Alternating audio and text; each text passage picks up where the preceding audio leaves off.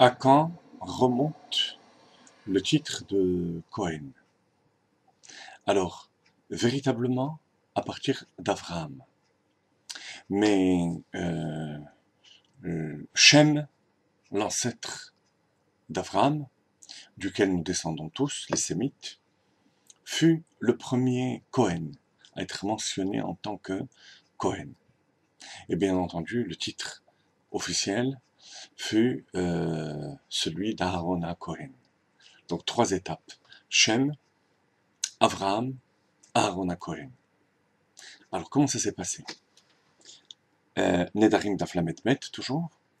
Amar Rabbi Zecharia Mishum Rabbi Ishmael.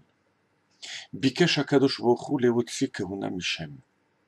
Dieu a voulu faire sortir la kehuna, la prêtrise, de Shem, le fils de Noach, Shem, Ham ve Yafet, qui était d'un niveau spirituel remarquable. Comme il est dit, Sheneemar umalki tzedek melech shalem, vehu kohen lekel elyon. Malki-Tzedek, qui apparaît dans la Bible, lorsque il va à la rencontre d'Abraham, au moment de la guerre entre les 4 et les 5 rois, avec l'épisode du roi de Sodome et Gomorre, Malki-Tzedek est le roi de Shalem, Shalem c'est Yerushalayim, et qui était prêtre lesquels Elyon, au Dieu d'en haut, le Dieu supérieur. Vous allez voir tout de suite que le terme Kel Elyon est important. Kevan sheigdim birkat Avram le birkat hamakom, rotsia me Avraham. Mais lorsque Shem voit les miracles que Dieu a fait à Abraham, il va être pris d'une telle émotion qu'il va bénir Abraham avant de bénir le nom de Dieu. C'est curieux. Regardez les termes du verset. Sheneemar, vayvarachehu vayomar, baruch Avram lekel elyon, ou baruch kel elyon. Béni soit Dieu, soit Avram, pardon, d'abord. Et ensuite, baruch kel elyon.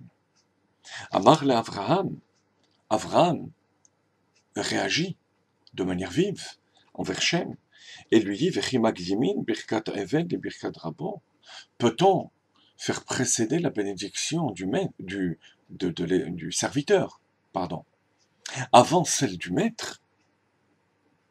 Et lorsqu'Avraham réagit de cette manière, Dieu enlève la keuna de Shem et la donne à Avraham. Comme il est dit, les David, Mizmor Neum Hashem l'Adoni, Urtiv Batre, Nashnishba, Hashem Velo Inachem, Ata Chohen Laolam, Al Divrati Malki-Tzedek. Un verset qui est souvent mal interprété. C'est le psaume 110. Tu es Kohen, toi, Adoni, c'est Avraham.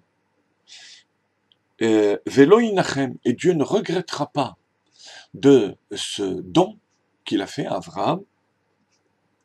Al Divrati Malki-Tzedek, à cause de la parole de Malki-Tzedek, la parole malheureuse, a fait que la Keuna est passée chez Avraham.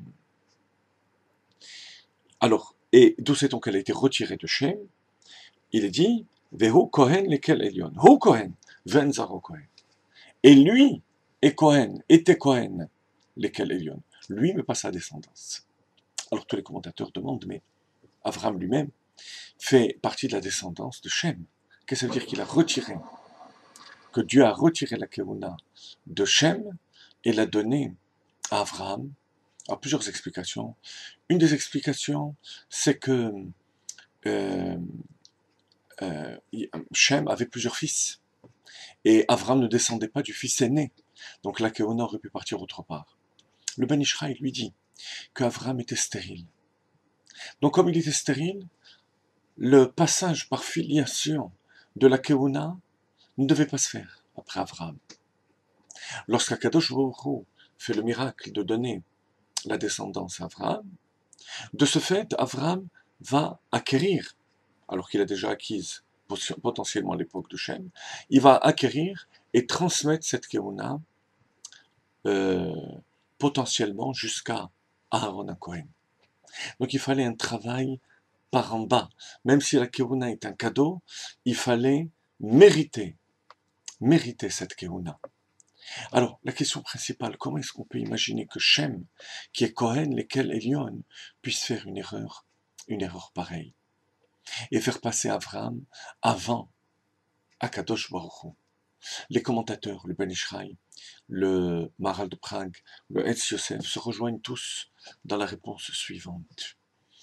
Il y a deux manières de se rendre compte, de prendre conscience de la Emouna en Akadosh Baruch Hu. Ou bien à travers le monde, à travers les miracles et les manifestations de Dieu dans le monde. Alors certes, ça réveille une très forte Emouna, c'est celle qui correspond en Chassidut à Memalekol Almin. Donc, de manière globale, c'est Dieu qui se dévoile à travers le monde. C'est pas tout à fait Memalekol Almin, parce que c'est quand même un miracle, mais un miracle qui va ébranler le monde et en rapport avec Memalekol Almin, avec le dévoilement de Dieu qui est limité par le monde. Et il y a quel Elion? C'est le dévoilement divin dans l'absolu. Ce que le Maharal de Prague appelle Mechouyav HaMetziut. Ce qui est de manière absolue le dévoilement d'Akadosh Baruch Hu. En Chassidut, on appelle ça Sovev Kol Almin. Shem était du niveau de ce niveau, Kohen Lekel Elion. Et au moment de la guerre des 4 et 5 rois, ce qu'on appelle la guerre des 4 et 5 rois, l'épisode avec Sodome et Gomorre, le roi de Sodome plutôt, l'émotion de Shem va se limiter au départ à celle qui est venue, qui a été suscitée par Abraham. C'était d'un niveau inférieur à ce qui était attendu de lui. Or, la Keuna, qu'est-ce que la Keuna? Et je reviens à Aaron Cohen. C'est le chesed d'Akadosh Baruch Hu, mais à un niveau qui dépasse l'enchaînement des mondes. Au niveau de Soev Kol Almin, c'est le niveau d'Aaron Cohen, du Beth Amikdash, de la Menorah. Pour mériter une telle Keuna, il faut être du niveau de Kel Elion, c'est-à-dire de l'émotion qui provient du dévoilement de Dieu au-delà des mondes. Et c'est Abraham qui va mériter cette chose-là lorsqu'il va rétorquer Hachem, mais Dieu avant tout. Qu'est-ce que ça veut dire Dieu avant tout? Le dévoilement de Dieu absolu, celui de Sovev Kol Almin, celui que chaque juif atteint, chaque matin et chaque soir, en disant Shema Israël, Hachem Elokeinu Hachem Echad, Yud Kevavke, c'est ce dévoilement de Dieu de Kel Elion.